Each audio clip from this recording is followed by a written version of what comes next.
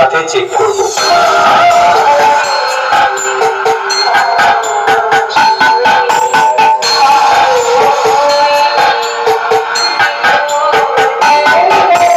বন্ধুরা, ভোকাল ও tutor test খুব সুন্দরভাবে চেক হয়েছে। চলো বন্ধুরা, এরপর আমরা টেস্ট করতে চলেছি সেই দমদার ভাইব্রেশন বেস।